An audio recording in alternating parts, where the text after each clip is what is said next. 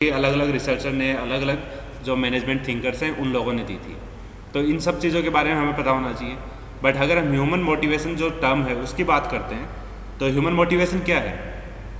Human motivation है कि हर एक लोग, कोई भी अगर एम्प्लॉय है अपना वो है, या फिर कोई भी आदमी है जो अपनी नॉर्मल लाइफ जी रहा है, तो हर एक इंसान को मोटिवेशन की रिक्वायरमेंट होती है। और वो मोटिवेशन क्यों चाहिए उसे? ताकि वो कोई काम कर सके। अगर किसी की ज़िंदगी में कोई भी मोटिवेशन नहीं होगा तो वो कुछ भी नहीं करेगा। तो इसीलिए हमारे एम्प्लॉयज़ भी हैं, तो उन्हें भी हमें कोई ना कोई एक मोटिवेशन देना होता है कि आप अगर ये काम करते हैं तो आपको ये बेनिफिट मिलेगा इसमें।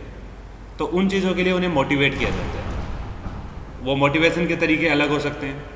कुछ उनको फाइनेंशियली उनकी रिक्वायरमेंट है वो पूरी करके उन्हें समझाया जा सकता है। कुछ उन्हें ये मेथड समझाया जा सकता है कि जो आप वर्क कर रहे हैं वो वर्क आपके खुद के डेवलपमेंट के लिए यूज़फुल है। तो इस तरह से डिफरेंट क्राइटेरियाज हो सकते हैं एक्सप्लेन करने के, मोटिवेट करने के। तो ह्यूमन मोटिवेशन है वो एक इम्पॉर्टेंट कैरेक्टरिस्टिक्स है ह्यूमंस में कि जिसकी वजह से वो अपनी एफिशिएंसी से ज़्यादा वर्क कर सकते हैं। तो इसीलिए जब लीडरशिप की बात आती है तो वहाँ पे आप में एक क्वालिटी होनी चाहिए कि किस तरह से आप दूसरे लोगों को मोटिवेट कर सकते हैं। आपने आजकल देखा होगा बहुत सारे मोटिवेशनल स्पीकर्स होते हैं और वो लोग स्पीच देते हैं। क्या करते हैं कि अब बड़े बड़े स्टेजेस होते हैं, स्टेज के ऊपर काफ़ी लोगों को इकट्ठा करते हैं और उन्हें एक नॉर्मल स्पीच देते हैं। बट वो स्पीच उन लोगों के लिए बहुत ज़्यादा मोटिवेशनल होती है। कौन होते हैं वो लोग? जो अपनी ज़िंदगी से निराश हो चुके हैं, जिन्हें ये लगता है कि मैं अपनी लाइफ में कुछ नहीं कर सकता। उन्हें ज़रूरत होती है एक वार्म अप की, जो हल्का सा उन्हें पुश कर सके। जहाँ पे आप खड़े हैं आपको अगर हल्का सा वहाँ से पुश करके थोड़ा सा आगे चलने के लिए मजबूर किया जाएगा। एक बार आप चलना स्टार्ट कर देंगे फिर आपकी लाइफ पटरी पे आ जाती है। तो वही है कि अपन जैसे बात करते हैं मैकेनिकल में, तो हम यहाँ पे किसी भी स्टेशनरी बॉडी के ऊपर फोर्स की बात करते हैं, मूवमेंट की बात करते हैं। तो उसमें क्या होता है कि कोई भी एक बॉडी है जो कि आपके रोलिंग सरफेस के ऊपर है बट स्टेशनरी है। अगर हमने उसे हल्का सा पुश किया तो उसे किसकी ज़रूरत थी? एक हल्के से पुश की। हल्का सा पुश किया हमने, पुश करने के बाद वो कंटिन्यूसली आगे अपनी लाइफ ट्रैक के ऊपर चलने लग जाता है। वैसे हमें इंजन स्टार्ट करना होता है, तो इंजन में भी क्या होता है, हमें स्टार्टिंग में एक बार पुश करना होता है। इंजन को एक बार हमने स्टार्ट किया, पुश किया, उसके बाद इंजन की जो रिक्वायरमेंट्स हैं वो उसे मिलती रहती हैं और इंजन अपना वर्क करता रहता है। इंजन की रिक्वायरमेंट फ्यूल की है, फ्यूल उसे मिलता रहेगा, इंजन कंटिन्यूसली काम कर रहा है, आउटपुट अपना उसे जो देना है, जो पावर देनी है वो पावर वो देता रहेगा। तो इसी तरह से क्या होता है कि ह्यूमंस में को भी एक मोटिवेशन की रिक्वायरमेंट होती है, एक पुश की रिक्वायरमेंट होती है। वो कई बार कुछ काम करना चाहते हैं, उनमें कैपेबिलिटीज़ भी होती हैं, बट वो कैपेबिलिटीज़ या वो काम वो कंप्लीट नहीं कर पाते या वो स्टार्ट ही नहीं कर पाते उसको। तो उस टाइम उन्हें क्या ज़रूरत है? उस टाइम उन्हें एक ऐसा मोटिवेशन की रिक्वायरमेंट है जो कि उन्हें वो काम करने के लिए मोटिवेट कर सके, उन्हें वो काम करने के लिए सिखा सके कि हाँ तुम्हें ये काम करना है और तुम्हें ये काम करने से बेनिफिट होने वाले हैं। तो जैसे उन्हें ये पता चलेगा कि मैं अगर ये काम करूँगा तो मुझे ये बेनिफिट होगा, दूसरा उनमें ये कॉन्फिडेंस आ जाएगा कि सच में मैं ये काम कर सकता हूँ। I have all the abilities to do the things और I can do them perfectly. तो जब उनमें ये मोटिवेशन होगा और उनमें कॉन्फिडेंस होगा तो वो आपकी कंपनी हो या उनकी खुद की लाइफ हो, उसमें जब वो काम करेंगे तो वो डेफिनेटली बहुत अच्छा होगा और परफेक्टली होगा। तो ये एक ह्यूमन साइकोलॉजी है कि जब तक आप किसी को मोटिवेट नहीं करते तब तक वो अपनी सारी एबिलिटीज़ को पहचान नहीं पाता। और एक लीडर का यही इंपॉर्टेंट फैक्टर होता है, यही इंपॉर्टेंट रोल होता है कि वो अपने जितने भी सबॉर्डिनेट्स हैं उन सारे सबॉर्डिनेट्स को हमेशा मोटिवेट करें, उन्हें इतना मोटिवेट रखें कि कभी भी उन्हें ये फील ना हो कि उन्हें जो टास्क दिया गया है वो टास्क वो कंप्लीट नहीं कर सकते। तो इनके लिए डिफरेंट जो मैनेजमेंट थिंकर हैं, साइकोलॉजिस्ट हैं, उन्होंने अपनी थ्योरीज दी थी। उन थ्योरीज में उन्होंने लिखा था, in motivational theories addresses people's potential and capabilities as they make choices and seek control over their lives. कि उनके अंदर जो पोटेंशियल है और कैपेबिलिटीज़ हैं, जितना वो काम कर सकते हैं, उनके ऊपर उन्हें किस तरह से कंट्रोल करना है, किस तरह से उन्हें अपनी चॉइसेस हैं उनको बदलना है ताकि वो अपनी लाइफ को अच्छे से जी सके। तो वही मेन पर्पज़ है अपना कि इन थ्योरीज़ को हम अगर अपने बिहेवियर में या फिर अपने ऑर्गेनाइजेशन के अंदर अप्लाई करते हैं, जो कि आपका ह्यूमन बिहेवियर फैक्टर भी आता है, तो वहाँ पे आपकी ये चीज़ें सारी की सारी यूज़फुल रहती हैं। Abraham Maslow motivational theory hold that people are motivated by their needs. तो दैट मीन्स मैस्लो जो है उन्होंने ये कहा कि जो लोग हैं, जो एम्प्लॉयज़ हो सकते हैं या कोई भी नॉर्मल पीपल भी हो सकते हैं, वो मोटिवेट किससे होते हैं? अपनी ज़रूरतों से। जिस चीज़ की उन्हें रिक्वायरमेंट है उस चीज़ के लिए वो मोटिवेट होंगे कि हाँ मुझे ये खरीदना है और अब इसके लिए मुझे काम करना है। जैसे बच्चे होते हैं, बच्चों को क्या कहते हैं पेरेंट्स कि आप अगर अच्छे पढ़ोगे, अच्छे मार्क्स लेके आओगे तो मैं आपको आपका मनपसंद गिफ्ट है वो दिलवा दूँगा। तो जैसे ही बच्चों का रिजल्ट आता है वो मेहनत करते हैं और अगर उनको जो टारगेट दिया गया था वो टारगेट अगर अचीव होता है तो उन्हें उनका प्राइज़ मिल जाता है। तो उन्हें उनका गिफ्ट मिला तो वो उनके लिए क्या था? एक मोटिवेशन था कि तुम अगर ये काम कर लोगे तो तुम्हें ये चीज़ मिलेगी। तो उनकी जो नीड थी कि हाँ मुझे ये गिफ्ट चाहिए, वो गिफ्ट के लिए उन्होंने काम किया, मेहनत की, और मेहनत करने के बाद जो रिजल्ट रिक्वायर्ड था उससे बेटर रिजल्ट वो लेके आए। बट अगर किसी को इन चीज़ों की नीड नहीं है तो आप उसे मोटिवेट नहीं कर सकते। तो ह्यूमन नीड्स हैं वो बहुत ज़्यादा इंपॉर्टेंट रोल प्ले करती हैं आपके मोटिवेशन में। या तो उनकी पहले से नीड होगी किसी की, या वो नीड उन्हें क्रिएट करनी होगी कि किस तरह से आपको कौन कौन सी नीड्स हैं आपकी वो क्रिएट करनी है। तो जितना आपकी नीड्स क्रिएट होंगी उतना ज़्यादा आप मोटिवेट रहेंगे, उतना ज़्यादा आप एफिशिएंटली अपनी ऑर्गेनाइजेशन के लिए वर्क कर पाएंगे। बट अगर आपने ये सोच लिया कि नहीं मैं जिस पोजीशन पे हूँ, जहाँ हूँ मैं खुश हूँ, मुझे और कुछ नहीं करना, तो आप अपनी एफिशिएंसी से ज़्यादा वर्क नहीं करेंगे। तो आप उसी एफिशिएंसी पे, उसी पोजीशन पे और उसी तरह से काम करते रहें। बट आपके लीडर का ये रोल रहता है कि लीडर चाहता है कि आपका हर एम्प्लॉय अपनी एफिशिएंसी से ज़्यादा काम करे। तो इसीलिए वो ट्राई करते हैं उन लोगों को और मोटिवेट करने की, उनकी नीड्स को बढ़ाने की। And the theory is usually represented as a hierarchy with 5 level of needs. तो इसी मैस्लो थ्योरी को 5 अलग अलग लेवल के ऊपर कैसे बताया गया है कि कौन कौन सी उनकी नीड हो सकती है, जिनमें सबसे पहला self actualization, second esteem, third belongingness, safety and psychological. तो ये आपके डिफरेंट नीड्स हैं जिनके अंदर सेल्फ एक्चुअलाइजेशन में क्या है, आप खुद एक्चुअल में अपने आप को ये इमेजिन करते हैं कि मुझे क्या चाहिए, तो वो आपका खुद के लिए। देन एस्टीम कि आपको एक जो एनवायरनमेंट है, जो सोसाइटी है, वहाँ पे आपको कोई रेपुटेशन अगर चाहिए कि हाँ मैं एक हायर पोजीशन पे वर्क करता हूँ और उस चीज़ से आपकी सोसाइटी में आपका नाम होता है, तो आप उस एक एस्टीम के लिए, वो भी आपकी एक नीड है कि हाँ मैं जिसको भी बताऊँगा मैं बता सकता हूँ कि मैं किसी कंपनी में मैनेजर के लेवल के ऊपर वर्क कर रहा हूँ या किसी कंपनी का मैं CEO हूँ। तो वो आपकी क्या होगी? Esteem, need of esteem. Belongingness कि आपके आसपास कितने जो लोग हैं जिनसे आप कांटेक्ट में हैं, उन लोगों से आपका कैसा रिलेशन है। तो उन लोगों से आपके रिलेशन के लिए आप अपने आप के एक सोसाइटी में स्टेटस के लिए, उन चीज़ों के लिए भी आप क्या कर सकते हो, अपनी नीड्स है वो डेवलप करते हैं। Then safety, safety that means आपको फ्यूचर की सेफ्टी भी होती है, आपकी जॉब सेफ्टी भी है, आपके जो रनिंग जो कैपिटल है उनकी अगर आप सेफ्टी देख रहे हो तो वो भी हैं। तो दैट मीन्स आप हर एक चीज़ में आपको देखना है कि आपको रहने के लिए घर चाहिए ताकि आप आराम से सेफली वहाँ पे रह सकें। आपको एक फ्यूचर चाहिए जिसके अंदर आपके पास इन्वेस्टमेंट के लिए पैसा भी हो और आपकी एक रनिंग इनकम भी हो। तो जो आपके डेली वेजेस हैं या डेली एक्सपेंसेस हैं वो भी आपके कंटिन्यूसली चलते रहें और आपको आगे आने वाले टाइम में भी कोई प्रॉब्लम ना आए, उनके लिए आपके पास सिक्योरिटी भी होनी चाहिए। तो वो आपकी सेफ्टी पर्पज़ में आ जाता है। साइकोलॉजिकल नीड ये होती है कि हाँ ठीक है, मुझे कोई भी काम करना है तो वो क्यों करना है और करूँगा तो उससे मुझे क्या बेनिफिट मिलेगा। वो आपका पॉजिटिव भी हो सकती है नीड्स, आपकी नेगेटिव भी हो सकती है कि मुझे ये काम करने से फाइनेंशियली बेनिफिट होने वाला है, या मुझे ये काम करने से मार्केट में एस्टीम में बेनिफिट होगा, या मुझे प्रमोशन मिलेगा, या किस तरह से मैं ये काम करने के बाद अपने लिए बेटर कर सकता हूँ, क्या मुझ में चेंजेस आएंगे। तो वो आपकी साइकोलॉजिकल चेंजेस या साइकोलॉजिकल आपकी नीड्स हैं कि इन्हें मुझे कंप्लीट करना है। तो ये आपके ह्यूमन मोटिवेशन में आते हैं। आगे हम बात करेंगे ह्यूमन फैक्टर की। ह्यूमन फैक्टर क्या है एक्चुअली?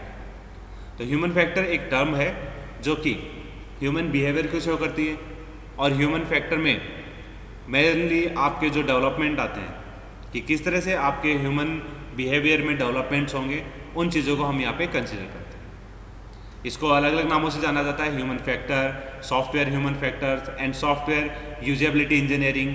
तो इन सब नामों का एक ही मतलब है और ये सारे के सारे सिनोनिम्स हैं अलग अलग, जो कि यूज़ किए जाते हैं आपके ह्यूमन फैक्टर के लिए।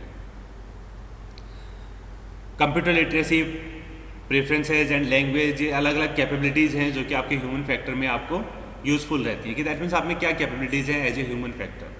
तो उन सब चीज़ों को हम कंसिडर करते हैं अलग अलग कंपनीज़ के अंदर। जिन कंपनी में आपके ह्यूमन फैक्टर के अकॉर्डिंग रिक्वायरमेंट्स हैं, वो रिक्वायरमेंट आपकी वहाँ पे कंसिडर की जाती हैं और उनके अकॉर्डिंग आपकी कुछ प्रॉब्लम्स भी हो सकती हैं, जिनके अंदर जैसे एज रिलेटेड प्रॉब्लम है कि आपको कोई एम्प्लॉय चाहिए जो कि आपका वेब डिज़ाइनर है, बट उसकी एज एक पर्टिकुलर एज फैक्टर होगा, तो उसके अकॉर्डिंग क्या रहेगा कि उसके सोचने की कैपेबिलिटी अलग रहेगी, डिफरेंट क्रिएटिविटी होगी और डिफरेंट क्रिएटिविटी के अकॉर्डिंग आपकी रिक्वायरमेंट है वो पूरी कर सकता है या नहीं कर सकता। Cognitive, perceptual and physical disabilities, तो ऐसी अगर कोई प्रॉब्लम है उसके साथ तो वो आपके लिए सूटेबल नहीं होगा।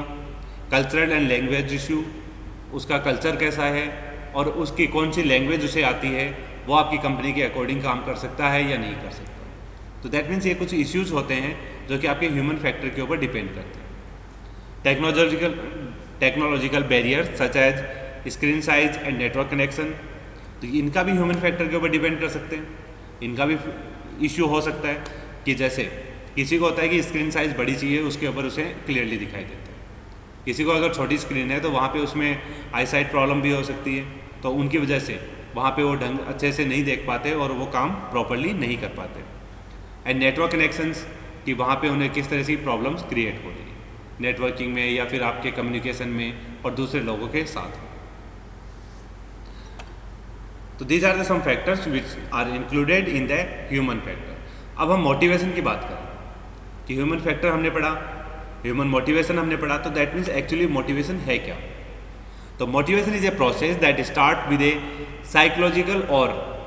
Psychological deficiency or need that activate a behaviour or drive that is aimed at a goal or incentive.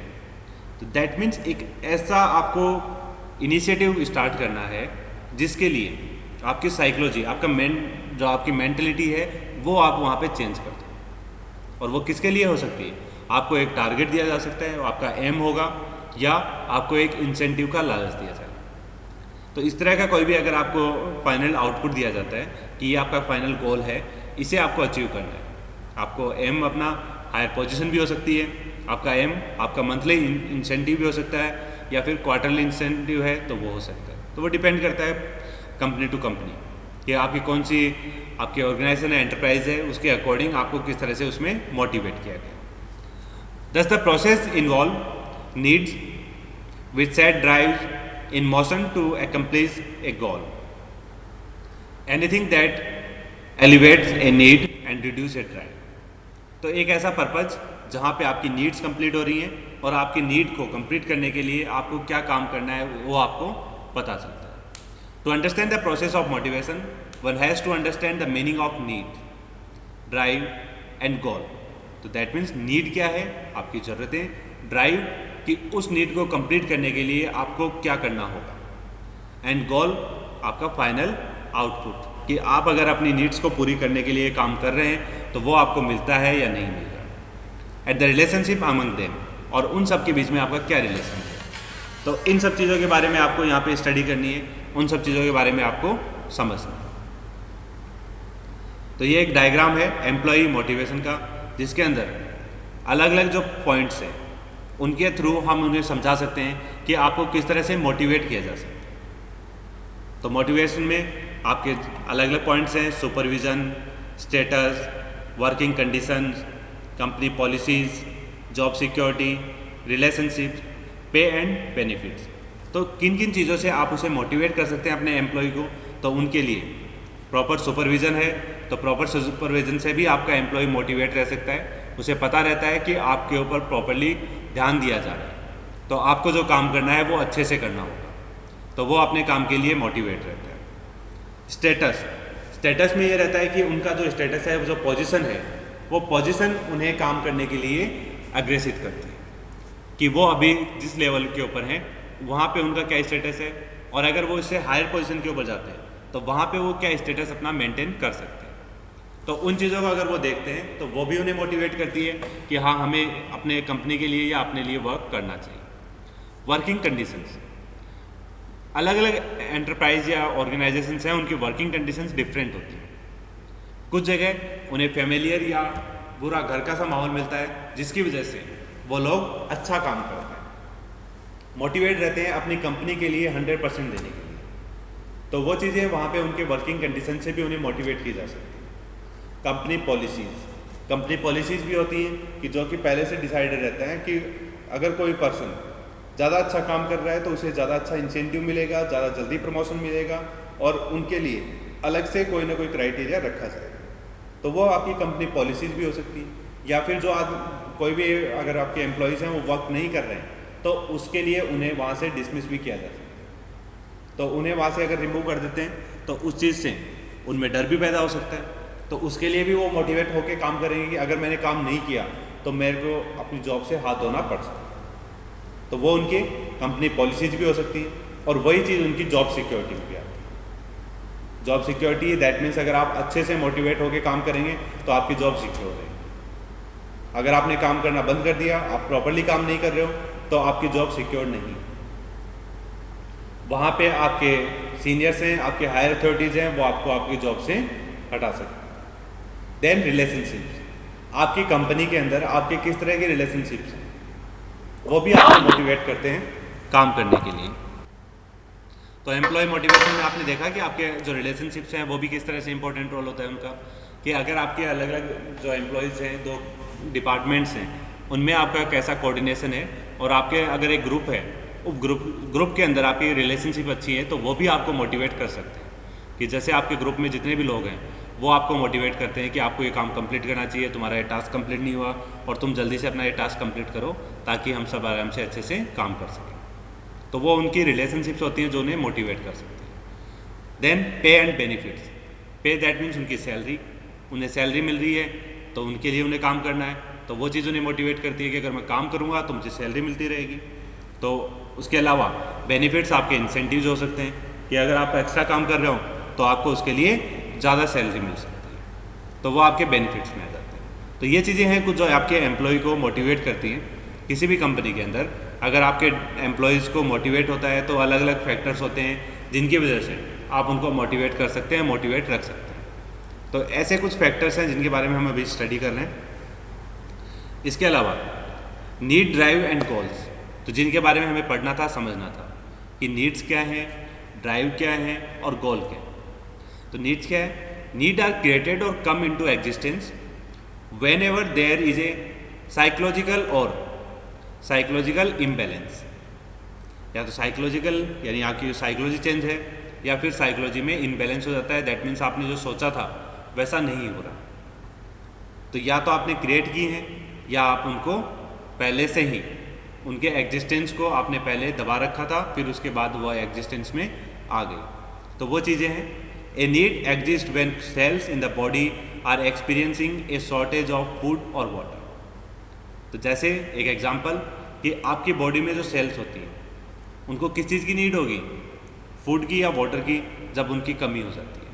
यानी कि अगर आपको प्यास लग रही है तो दैट मीन्स पानी की कमी हो गई आपकी बॉडी में, तो आपके जो सेल्स हैं वो आपको एक्टिवेट होकर बताएंगे कि हमें हमारी बॉडी के अंदर पानी की रिक्वायरमेंट है। तो वो सेल्स आपको कहते हैं कि हमें प्यास लगी है, पानी चाहिए।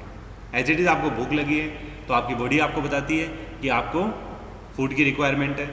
तो दोनों ही चीज़ें क्या है कि जहाँ पे जिस चीज़ की कमी होती है वो चीज़ की कमी आपको वहाँ पे महसूस होती है, और आपकी बॉडी या आपके सेल्स हैं वो आपको उन चीज़ों के लिए फोर्स करते हैं या बता देते हैं। तो ऐसे ही हमारी साइकोलॉजी है वो हमें बताती है कि हमें किस चीज़ की नीड हो सकती है। आप नीड क्रिएट करते हो या वो नीड एक्चुअल में होती है। जैसे खाने के लिए आपको खाना चाहिए, रहने के लिए घर चाहिए, घूमने के लिए गाड़ी चाहिए, पहनने के लिए अच्छे कपड़े चाहिए, तो वो सारी चीज़ें आपकी नीड के ऊपर डिपेंड करती हैं। आपकी नीड्स धीरे धीरे बढ़ती जाती हैं तो आप उनके लिए काम करते जाते हैं। अगर आपने नीड नहीं बना रखी तो नीड जो आपकी एक्चुअल नीड्स हैं वो आपकी नीड वहाँ पे आती है। आपने बहुत ज़्यादा नीड नहीं रखी, मुझे बहुत ज़्यादा पैसा नहीं चाहिए, बट आपको नॉर्मल चाहिए, तो नॉर्मल जो लाइफ के एग्जिस्टेंस के लिए जितनी नीड होती है वो नीड वहाँ पे प्लेस होती है। Then drive. A drive is a deficiency with a direction. Drive denote action and intention to act by individual and they are exhibited to alleviate needs. यानी कि एक ऐसा एक्शन जो कि आपको अपने गोल्स के थ्रू, यानी कि जो आपकी नीड है, उन नीड को पूरा करने के लिए काम करना पड़ता है। अब आपकी नीड थी कि मुझे कार परचेज करनी है। अब कार परचेज करनी है तो दैट मीन्स आपकी नीड कैसे पूरी होगी, उसके लिए आपको कुछ तो करना पड़ेगा। तो वो जो आपका करना है वो आपकी क्या है, ड्राइव। कि क्या करोगे आप उसके लिए, जॉब करेंगे, जॉब करके पैसा इकट्ठा करेंगे और then you can purchase a car. तो वो आपकी नीड को कंप्लीट करने के लिए आपने जो टास्क किया वो आपके लिए क्या है, drive. Drive and motives are terms use interchangeably, यानी कि आपका ड्राइव हो गया या मोटिव हो गया कि आप क्या कर रहे हो और कैसे कर रहे हो। तो drive provide an energising thirst toward reaching an incentive or goal. तो दैट मीन्स आपका ड्राइव क्या है, उस काम को करने के लिए आपको पुश करता है कि कैसे आपको वो काम करना है कि जिससे आप अपने टारगेट के ऊपर पहुंच सकें, यानी कि आपकी नीड्स पूरी हो सके। देन थर्ड टर्म आती है आपकी इंसेंटिव और goals. Anything that will elevate a need is an incentive or goal in the motivation cycle. तो जो भी आपकी नीड थी वही आपका गोल है अगर आप वो कंप्लीट कर लेते हैं। Attaining in incentive or goal will tend to restore psychological balance and will reduce the drive up to zero level. और जब आप अपनी नीड्स के ऊपर या अपने गोल पे पहुंच जाते हैं तो आपका ड्राइव का लेवल है वो क्या हो जाता है, जीरो। कि दैट मीन्स आपको जो टारगेट अचीव करना था वो टारगेट आपने अचीव कर लिया, तो अब वहाँ पे आपको कोई पुश की रिक्वायरमेंट नहीं है। तो द ड्राइव और motive may be classified into primary and secondary category. अब जो ड्राइव है जिसके बारे में हम बात कर रहे थे कि किस तरह से आपको पुश करना है, वो आपके प्राइमरी भी हो सकते हैं और सेकेंडरी भी हो सकते हैं। तो उनको हम मोटिव जो हैं आपके, उनको अलग अलग हम कैटेगरी में डिफाइन कर रहे हैं। तो वो दो कैटेगरीज हैं आपकी, primary category and secondary category.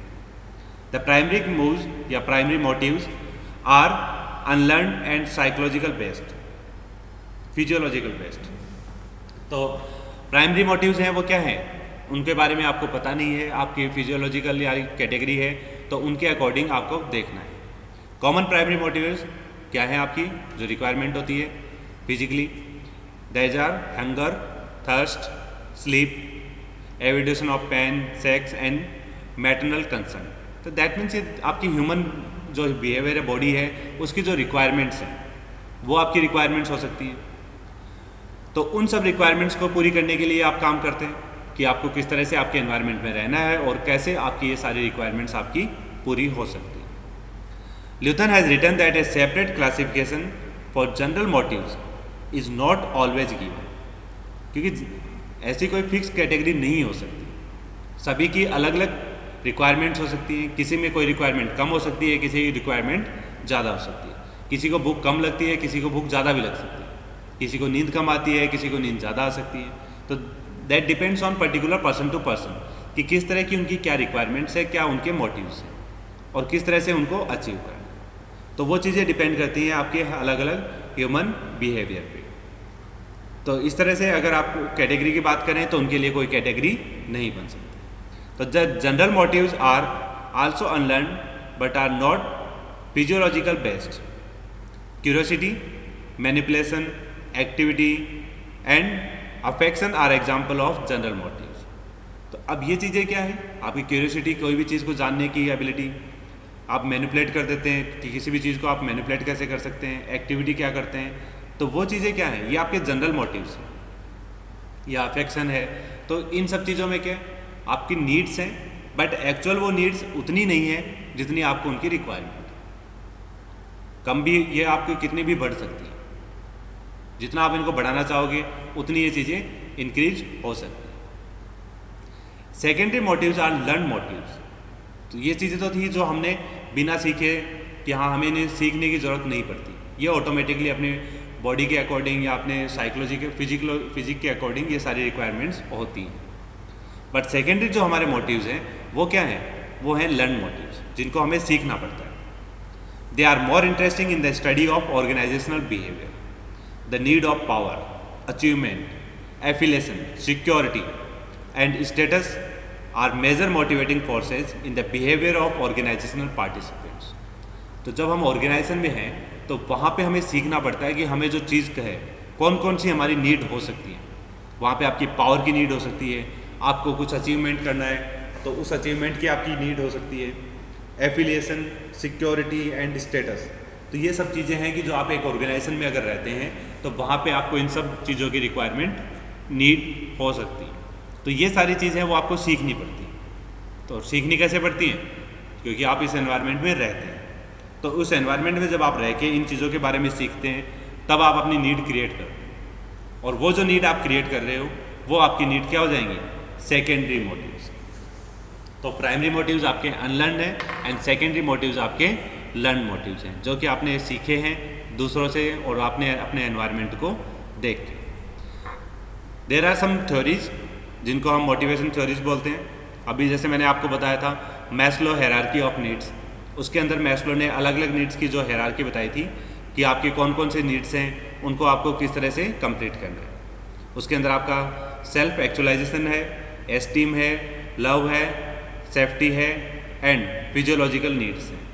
तो इस तरह के डिफरेंट नीड्स हैं, उनके बारे में मैस्लो ने बताया और उनके अकॉर्डिंग कि आप अगर ये नीड्स को कंप्लीट करना चाहते हैं, आपकी नीड्स पूरी करना चाहते हैं, तो उसके लिए आपको अपना मोटिवेशन की रिक्वायरमेंट रहती है। तो वही आपके लिए एक मोटिवेशन है कि ये आपकी नीड आपको कंप्लीट करनी है। एज इट इज़ सेकेंड जो मॉडल है वो है आपका एल्डरफर्न मॉडल। एल्डरफर्न ने क्या दिया? उसके अकॉर्डिंग उसने आपकी नीड्स को 3 कैटेगरी में डिवाइड कर दिया: एग्जिस्टेंस, रिलेटेडनेस और ग्रोथ। एग्जिस्टेंस दैट मीन्स उनकी जो इसकी पहले से आपको रिक्वायरमेंट है।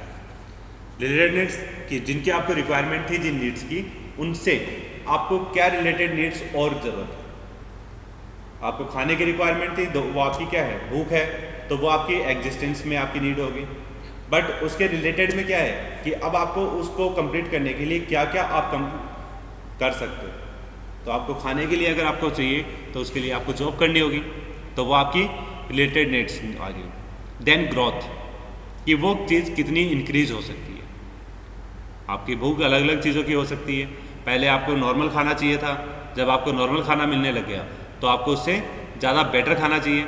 फिर आपको अगर ज़्यादा बेटर मिलता है फिर आपको बाहर रेस्टोरेंट में खाना है, आपको पिज़्ज़ा बर्गर खाने हैं। तो that means these are the growths of need, कि किस तरह से आपकी जो एग्जिस्टेंस है नीड की वो टाइम टू टाइम आपकी इंक्रीज होती जाती है। उसके बाद आपकी एक थ्योरी आती है हेर्ज़बर्ग्स 2 फैक्टर थ्योरी। उसके अकॉर्डिंग आपके क्या है? 2 फैक्टर अलग अलग हैं जिनके बारे में आपके मोटिवेशन को पर्टिकुलरली स्टडी किया जा सकता है। और वो फैक्टर आपके hygiene factors, company policy and administration, supervision, salary, interpersonal relation और वर्किंग कंडीशंस। तो ये तो आपके हाइजीन फैक्टर्स हो गए जो कि आपकी कंपनी के अंदर आपको मिलते हैं। सेकंड आपका हो सकता है मोटिवेटर्स। मोटिवेटर्स में क्या होते हैं कि आपको किस तरह से मोटिवेट किया जाता है अचीवमेंट के लिए, रिकॉग्नाइजेशन के लिए, वर्क इटसेल्फ यानी खुद आप अपना काम करें उस चीज़ के लिए आप मोटिवेट कर सकते हैं। रेस्पॉन्सिबिलिटी, आपको कुछ पर्टिकुलर रेस्पॉन्सिबिलिटी मिलती है उसके अकॉर्डिंग आपको काम करना होता है। या फिर एडवांसमेंट, कि आप अपना काम एडवांस में किस तरह से कंप्लीट कर सकते हैं। तो इन चीज़ों के बारे में अगर आपकी थ्योरी है तो उन्होंने हेर्ज़बर्ग ने ये कहा था कि हेर्ज़बर्ग के अकॉर्डिंग आपके 2 अलग अलग फैक्टर्स हैं। एक तो आप कंपनी पॉलिसीज़ के अकॉर्डिंग करते हैं जो कि आपकी सैलरी है, पॉलिसी है, पर्टिकुलर आपका प्रमोशन है और आपके जो इंसेंटिव्स हैं वो फिक्स कंडीशंस हैं। बट सेकंड आपका मोटिवेटर हो सकते हैं जिसके अंदर आपको वो बताएंगे कि आपको अचीवमेंट करना है, आपको रिकॉग्नाइजेशन कराना है अपने आप को, कि आप एक कंपनी में काम करते हैं जहाँ पे बहुत सारे एम्प्लॉई हैं, बट आप अपने आप को किस तरह से रिकॉग्नाइज करा सकते हैं, दूसरे लोगों को कैसे पता चलेगा कि आप यहाँ पे वर्क करते हैं। तो इन सब चीज़ों के बारे में